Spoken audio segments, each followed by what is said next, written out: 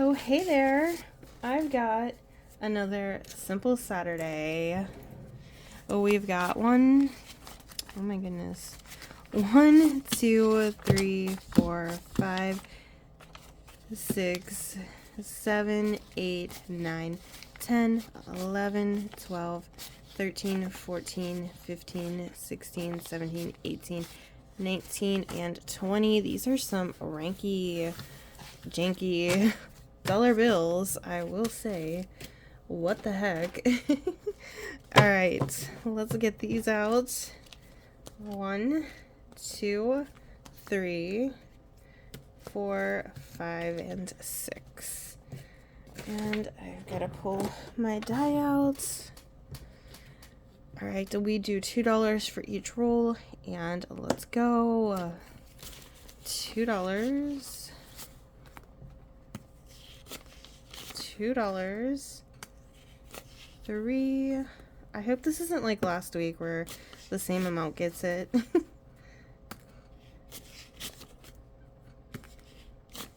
Okay, this is much better. 1.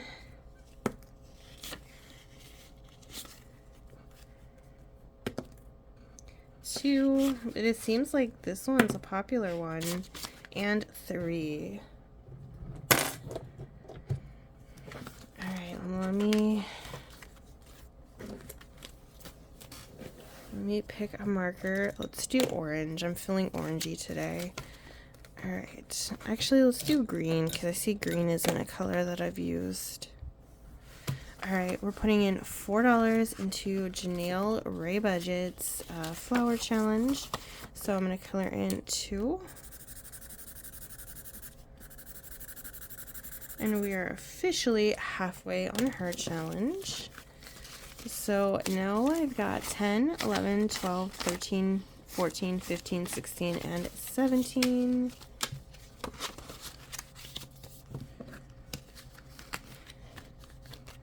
Alright, the next one is getting 1, 2, 3, 4, 5, and 6. And this is Budget 2 Blessings. This was a freebie from her. So I'm coloring in 3. So now we have 10, 15, 16, 17, 18, 19, 20, 21, 22, 23, 24, 25, and 26. I really am annoyed that I did $1 the very first time and I messed it up. So I think once some of these finish, what's extra, I'm just going to put in and redo the rolling because this is kind of a little extra. Alright, the rainy day fund, I am going to get a blue. I do not want a green raindrop. Alright. We've got 10, 11, 12, 13, 14, 15, 16, 17, 18, 19, 20, 21, 22, 23, 24, 25. We are halfway on the rainy day fund.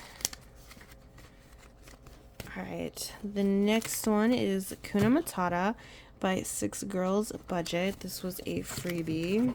We're adding in $4. 1, 2, 3, 4. And now I have 10, 15, 16, 17, 18, and 19. Let's do 2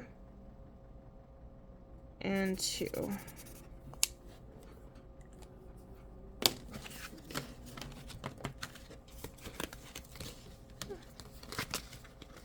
Alright. $2 is going into the flower challenge, and this is Budget 2 Blessings as well.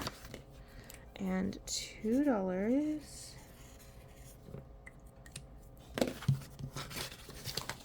So we've got 17 in there now.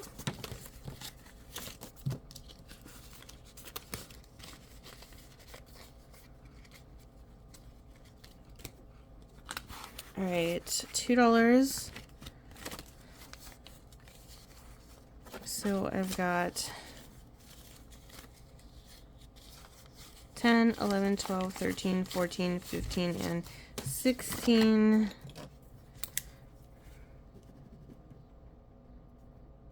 So I've got $6. I need 2 more to be able to color one of the $8 ones in.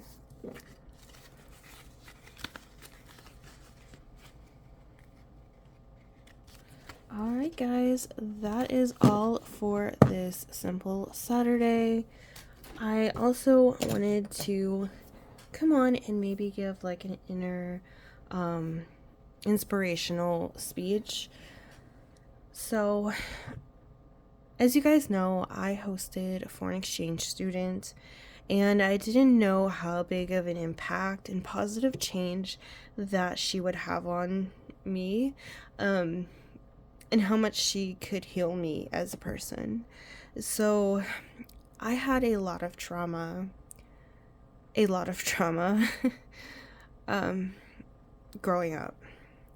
It didn't come from my parents, it came from relatives, and it's to the point where I will never speak to anyone on my dad's side of the family ever. And all I have left is my mom, and that is it as far as family. And then I grew up with a lot of people hurting me and being mean to me. And then we moved to the South, and I don't regret moving here, but I wish the South wasn't as glorified as it was, because it was a really harsh culture for me to jump into, and the people aren't that nice and they aren't that sweet. I think my northern people are much nicer, but I'm probably just used to that culture more. I'm not used to people being nice to my face while essentially stabbing me in the back. And that was a tough pill for me to have to swallow, and I struggled immensely with that. I'm not bashing the South or Southern culture. I'm just saying, as somebody who didn't grow up in that culture, it was very harsh. Like, I would assume somebody that grew up Southern would have a very difficult time adjusting to Northern culture. And I didn't realize that there would be that huge of a clash. And I've really struggled to make friends here. I don't have friends here locally. I have an acquaintance that loves to play me, and I've just learned to let it go. I don't buy into her drama, and she's seeing that, and it's getting better. But my 9 years here have not been the easiest by any means, and it's been a major cultural adjustment for multiple years, and I don't think I ever got over the cultural aspect of it. It's still always going to be there, and there was a lot of people that did a lot of mean things to me, especially one woman in particular that loved to use her good Southern girl pastor's wife image, and she is anything but a Christian and a good Southern girl. She is definitely an evil person, and she hurt me in ways that I don't think anybody could ever hurt me. And it was a trauma that I allowed what she did to me that was so horrific. I was allowing her to turn me into a cold, bitter person. I was thinking very negatively, and I was letting it consume me. And I did spend 10 years in bed and gaining a bunch of weight because I allowed what she did to me to destroy me. And yes, I am a victim of what she did to me. She is a horrible, evil person. And if she thinks she's getting into heaven, well, she's got a lot of answering to do when her time comes, is all I'm going to say. Because she is such a nasty person and a sick, demented person. And yes, I'm a victim, but at some point you have to get out of that victim mentality, and you have to change your course of life. You can't let it continue to eat you alive. especially when there will never be a resolution and you know there will never be a resolution. Let me see if I can cash condense some of this. Let me see if I can cash condense some of this so you can hear my story while I do that.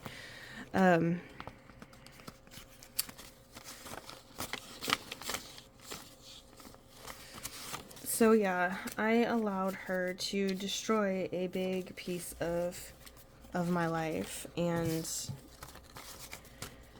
I was definitely becoming a cold, miserable, bitter person, and I recognized that, and I hated that. And when we got Carmen, I didn't know the ways that she was going to come into my life and change me. And I am appreciative of that, because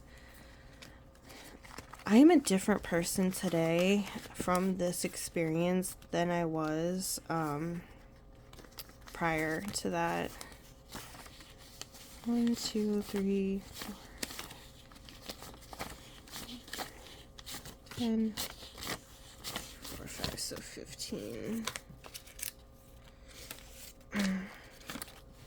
So, all that to say that she has taught me lots of resiliency, and that yes, this one singular person hurt me and destroyed a big piece of my life and my identity. 1, 2, 3, 4, 5, 6, 7, 8, 9, 10. But I am in control, and I have the power to not allow her to continue to do that. And once I learned and realized that is when things really started to change for me. 1, 2, 3, 4, 5. Because I got out of that victim mentality, and it was like I was ready to finally start living my life again and being happier. Realizing that I didn't have to live in fear, that this world is so big. If someone from 3,000 miles away can change my life like that, I don't have to sit and be in with the nasty girls, you know? Like, I don't have to sit in there and tolerate that, if that makes sense to you guys.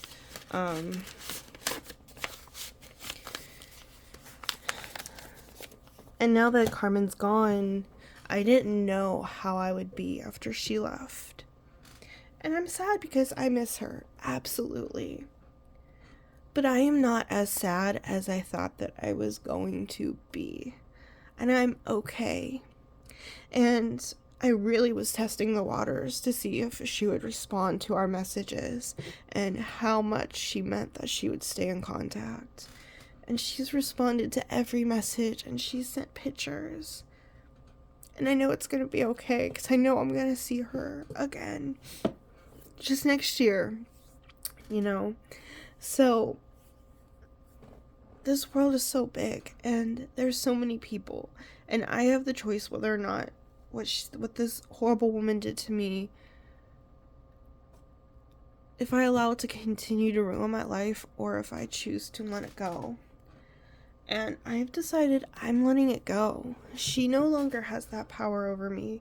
She might have ruined my career as a therapist, but she will never, ever take my life from me. She took 2 years of my life. She is not taking a third. And I've actually been out walking. I've been getting my steps in. My neighbor and I made up, and this was the Crazy Neighbor series. We made up, and we've been walking together, and she's like, "You're a different person. You're happier. You're more positive. I love what Carmen has helped you work through." And it was just seeing how Carmen viewed the world and her thoughts and her views on when people hurt her. And it really made me stop and think and be like, yeah, like, I can choose that too. I don't have to sit here and choose anything other than that, you know? So, taking all of that to say that I am a different person than I was. I definitely have a lot of life changes coming up, and I think I'm ready. I needed this experience to change me. And I hope that you guys see that my videos are more positive and more upbeat. We all go through things. You know, when you're down flat on the ground and you keep being beaten down with little things, it feels life ending and you feel so negative and drained.